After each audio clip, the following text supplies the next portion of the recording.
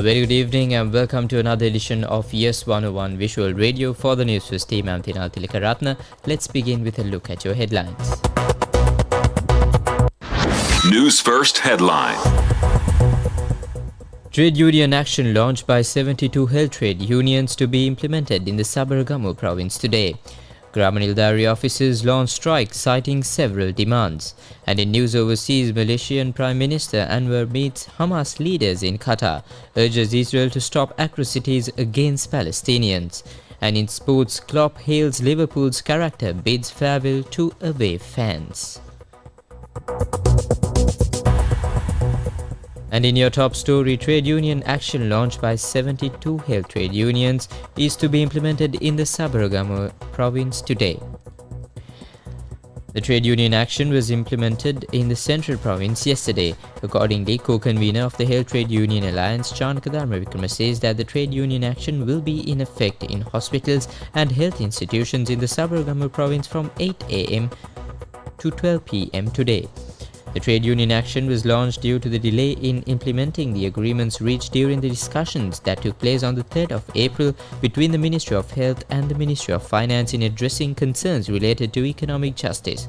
According to the Health Trade Union Alliance, the issuing of circulars was done omitting certain health institutions during the implementation of those agreements. The trade union action involved 72 health trade unions, including all paramedic staff, nursing staff, healthcare support staff, assistant staff, health administrative staff and biomedical engineering staff. Meanwhile, the Sri Lanka Veterinary Association says the trade union action launched by the association based on several demands will continue today. Its chairman, Dr. Sisira Piasiri, says that the association will not support any project implemented by district and divisional secretaries. Despite the strike launch, operations at the base hospital, Mavanalla, continued as normal.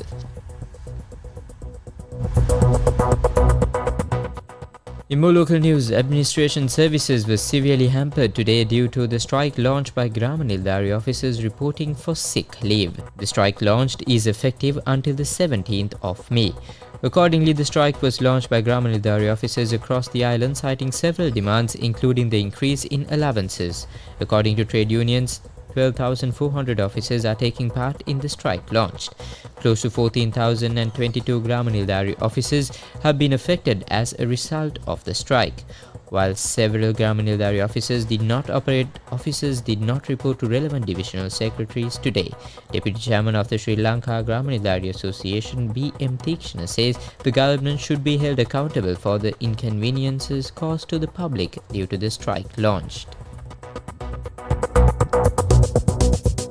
In more news, 243 complaints have been received on the human trafficking incident involving retired Sri Lankan military personnel in the Russia-Ukraine war. These complaints were lodged from the 9th of May to 6 am today. The Criminal Investigation Department is conducting further investigations into the smuggling ring.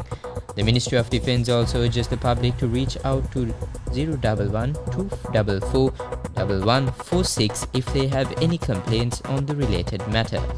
Police spokesperson Diajini Halthaldua says the number of retired military personnel reported dead due to the Russia-Ukraine war stands at 11.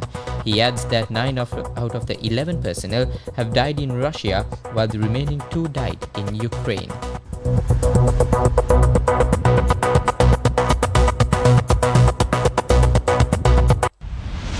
International news. Malaysian Prime Minister Anwar Ibrahim met Hamas leaders during an official 3-day visit to Qatar, where he urged Israel to stop atrocities against Palestinians. He also called on Israel to release all Palestinian prisoners and agree to a peace plan, the Malaysian leader wrote in a Facebook post on Tuesday. The Hamas delegation was led by Hamas chief Ismail Haniyeh and former chairman Khalid Marshall. They briefed Anwar on the latest situation in Gaza and Rafah. Sports news. Liverpool's squad has shown great character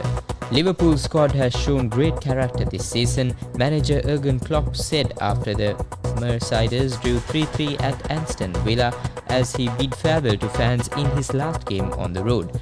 Liverpool looked set for all 3 points in Klopp's penultimate game, leading 3-1 before substitute John Duran's goal in the 85th and 88th minutes made the team share the spoils on Monday. Klopp was not only serenaded by the travelling Liverpool fans who paid homage to his 9-year tenure with the club, but also received applause from the home crowd as he headed down the tunnel at Villa Park. That's all the news we got for you on this edition of Yes 11's Visual Radio. Stay tuned for the very latest.